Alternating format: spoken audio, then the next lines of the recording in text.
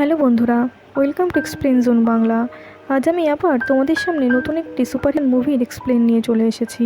মুভিটির শুরুতেই আমরা বেদা নামের একটি মেয়েকে দেখতে পাই, যে তার বান্ধবীদের সঙ্গে নিজের কলেজে যাচ্ছিল। তবে তাদের কলেজে আপার কাস্ট লোয়ার কাস্টে সাম্প্রদায়িক ভেদাভেদ রয়েছে, আর ভেদা ছিল লোয়ার কাস্ট ফ্যামিলির একটি মেয়ে। সেই জন্য কলেজে তাদের মতো লোয়ার কাস্টের ছেলে মেয়েদের কোনো সম্মান ছিল না। এরপর আমরা গ্রামের পঞ্চায়েত প্রধানের ছেলেকে দেখতে পাই। কলেজের যত হায়ার কাস্টের ছেলে মেয়ে আছে তাদের সঙ্গে মিলে সে লোয়ার কাস্টের ছেলে মেয়েদের অপমান করত।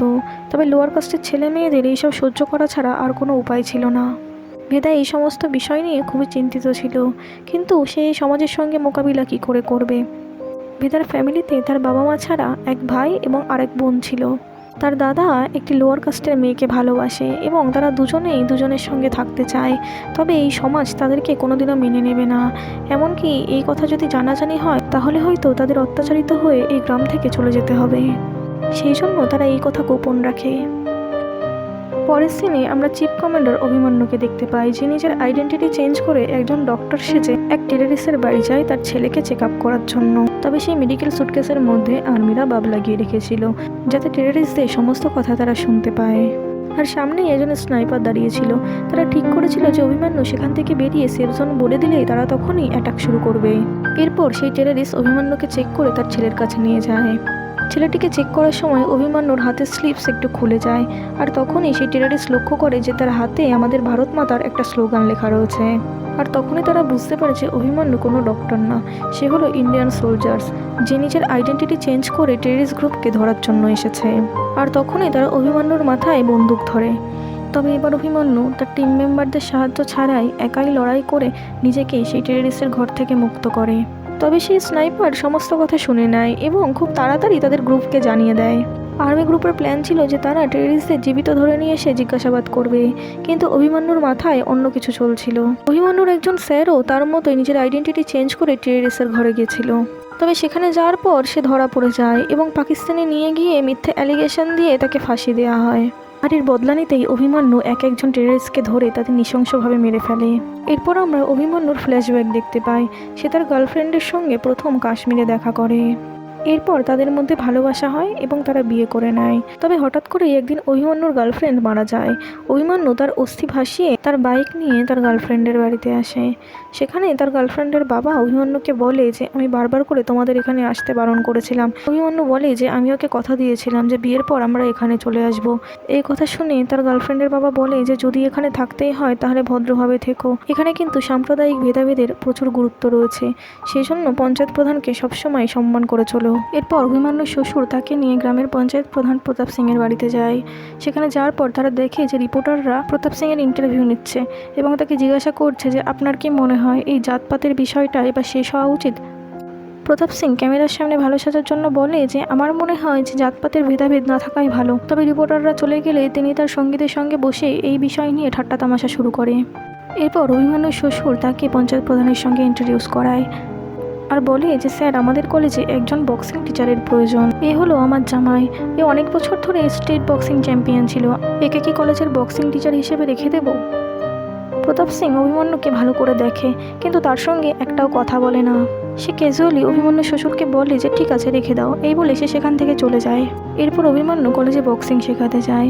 তবে ভেদা যখন খবর পায় যে কলেজে বক্সিংয়ের ট্রেনিং চলছে, সে তখনই ক্লাস বাঙ্ক করে সেখানে আসে। ভেদা সেখানে যায় ঠিকই, তবে চান্স পায় না। অন্যদিকে পঞ্চায়েত প্রধানের ভাইও সেখানে প্রেজেন্ট ছিল।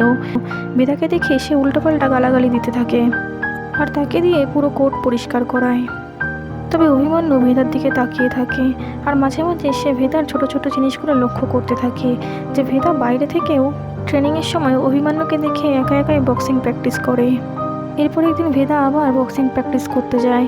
তবে রাস্তায় পঞ্চায়েত প্রধানের ভাই তাকে ধরে খুব মারধর করে এবং বলে যে তোকে বলেছিলাম না যে তুই কখনো বক্সিং শিখতে পারবি না। এই বলে তাকে এত মারধর করে যে একসময় তার মুখ থেকে রক্ত বেরোতে থাকে। তবে অভিমন্যু যখন এই কথা জানতে পারে, সে রাতের বেলায় মুখ ঢেকে পঞ্চায়েত প্রধানের বাড়িতে গিয়ে তার ভাই সমেত প্রত্যেকটা লোককে ধরে মারতে শুরু করে। পরের দিন পঞ্চায়েত প্রধান অভিমন্যুকে খুঁজতে বেরোয়। তবে অভিমন্যু তার বাড়িতে মুখ ঢেকে যায়, তাকে খুঁজে পার করা কঠিন হয়ে দাঁড়ায়। কিছুদিন পরে প্রতাপ সিংয়ের বাড়িতে আবার রিপোর্টার আসে। ঠিক তখনই অভিমন্যু সেখানে ভেদাকে নিয়ে যায় আর বলে যে তুমি রিপোর্টারের সামনে বলবে যে তুমি বক্সিং শিখতে চাও। রিপোর্টারদের সামনে পঞ্চায়েত প্রধান নিশ্চয়ই না বলবে না। আর ভেদাও রিপোর্টারদের সামনে গিয়ে একই কথা বলে। পঞ্চায়েত প্রধান ক্যামেরার সামনে ভালো সাজার জন্য বলে যে অবশ্যই তুমি শিখবে, ছেলে মেয়ের কোনো ভেদাভেদ নেই। এরপর থেকে অভিমন্যু ভেদাকে ট্রেন করতে থাকে, আর ভেদাও ধীরে ধীরে বক্সিংয়ে অনেক দক্ষ হয়ে ওঠে। এরপর একদিন গ্রামবাসীরা মিলে তাদের গ্রামে হোলির উৎসব উদযাপন করে, যেখানে ভেদা ও তার ফ্যামিলির সঙ্গে খুব মজা করতে থাকে। আর এরপরেই ভেদা আর তার দাদার গার্লফ্রেন্ড কিছুটা ইন্টিমেট হয়ে যায়, আর তখনই গ্রামের পঞ্চায়েত প্রধানের ভাই এটি লক্ষ্য করে। আর ভেদা আর তার ফ্যামিলিকে ধরে পঞ্চায়েত প্রধানের বাড়িতে নিয়ে আসা হয়। সেখানে আসার পর পঞ্চায়েত প্রধানের বাবা বলে যে এদের এত বড় সাহস যে লোয়ার কাস্ট হয়ে হায়ার কাস্টের মেয়েদের সঙ্গে প্রেম করতে গেছে, এদেরকে এক্ষুনি কেটে ফেলে দাও। কিন্তু প্রতাপ সিং বলে যে না, আর কতদিন ধরে আমরা এরকম খুন খারাপি করে বেড়াবো। এরপর সে ভেদার দাদাকে মেয়েটির পায়ের নিচে মাথা রাখতে বলে, যেটা সবার কাছেই খুবই অপমানজনক ছিল। তবে কিছুদিন পরেই ভেদার দাদা আর তার গার্লফ্রেন্ড পালিয়ে যায়, আর ঠিক তখনই পুলিশ এসে ভেদার পুরো ফ্যামিলিকে নিয়ে জেলে ভরে দেয়। এরপর প্রতাপ সিং সেখানে আসে এবং তাদের ছেলের ব্যাপারে জিজ্ঞাসা করে, কিন্তু তারা কিছু বলতে পারে না। প্রতাপ সিং যখন দেখে যে এইভাবে কাজ হবে না, তখন সে মেয়েটির বাবাকে ডেকে পাঠায়। তবে মেয়েটির বাবা তাদের বিয়ে দেওয়ার জন্য রাজি হয়ে যায়। এরপর প্রতাপ সিং ভেদার বাবা মাকে বলে যে তুমি তোমার ছেলেকে ডেকে পাঠাও, মেয়েটির বাবা যেহেতু রাজি সেই জন্য আমরা ধুমধাম করে ওদের বিয়ে দেবো।